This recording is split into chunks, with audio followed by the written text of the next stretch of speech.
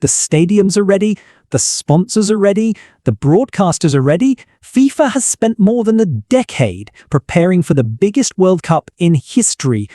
Every projection pointed towards success. More teams, more cities, more fans, more money, more countries than ever before, united by football's greatest tournament. But as kickoff approaches, a disturbing question is beginning to emerge. What if FIFA built this tournament for a world that no longer exists? A world where borders felt open, a world where international travel seemed easy, a world where football could still bring people together regardless of politics, because the reality surrounding World Cup 2026 looks very different. Around the globe, supporters are cancelling trips. Political tensions are dominating headlines. Boycott campaigns are spreading online. Travel concerns continue, generating controversy. And then came the development that transformed a public relations problem into a geopolitical crisis. Iran reportedly informed FIFA it would not play matches on American soil. Suddenly, the biggest World Cup ever created found itself facing an uncomfortable reality. The tournament was designed to unite the world. Instead, it may become a reflection of how divided that world has become. Because FIFA's greatest challenge is no longer organizing the competition, it is convincing people to believe in it. World Cup 2026 was built on a simple idea: the world was becoming more connected. For years, that assumption looked correct. International tourism was growing. Global audiences were expanding. Football had never been more popular. FIFA looked at those trends and decided to go bigger than ever before: 48 teams instead of 32. 3 host nations instead of 1. More travel, more participation, more international movement. Everything about the tournament depended on people crossing borders.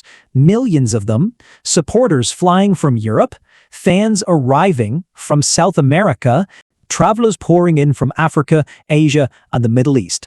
The World Cup will become a celebration of global mobility, a month-long demonstration that football could bring the entire planet together. But there was one problem. The world began changing faster than FIFA expected. Political divisions deepened. Immigration became increasingly controversial. International conflicts multiplied. Public trust in institutions declined. The global optimism that helped inspire the tournament slowly started disappearing. Yet FIFA kept moving forward as though nothing had changed.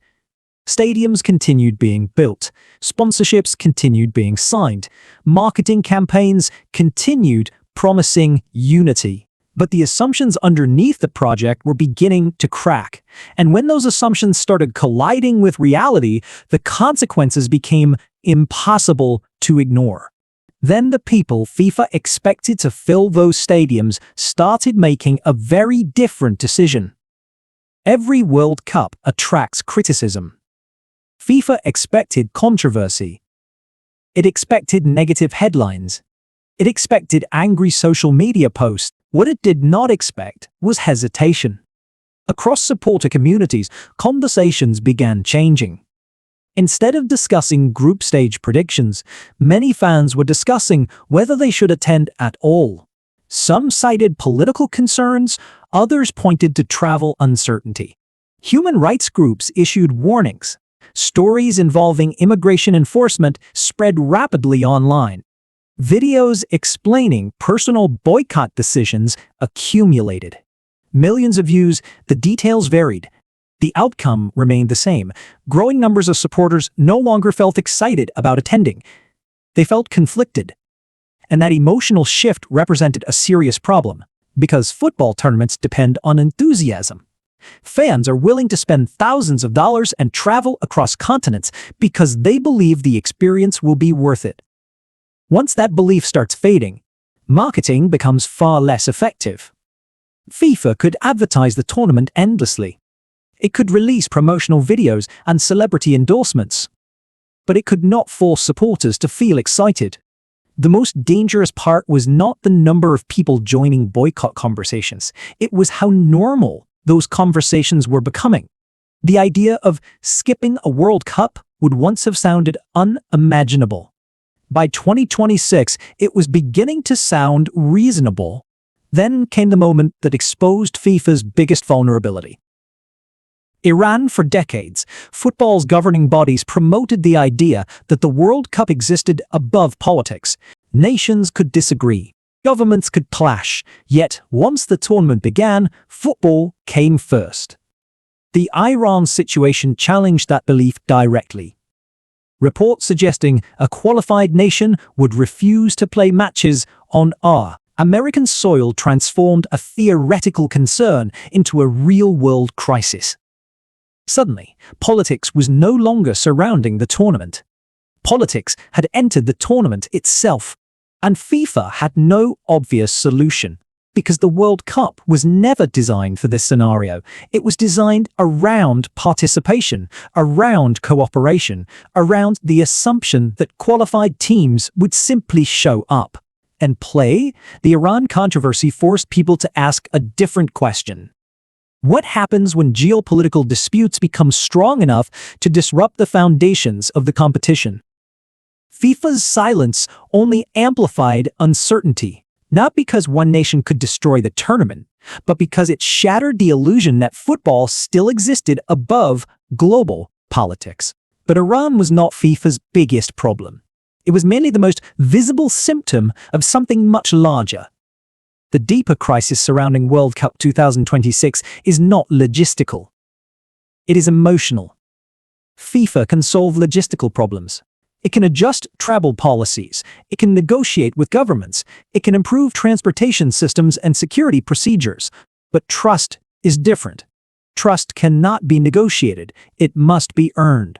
And by 2026, the trust was becoming increasingly fragile. Supporters were no longer evaluating individual decisions. They were evaluating the overall atmosphere surrounding the tournament. Every controversy reinforced existing doubts. Every political headline strengthened perceptions of division.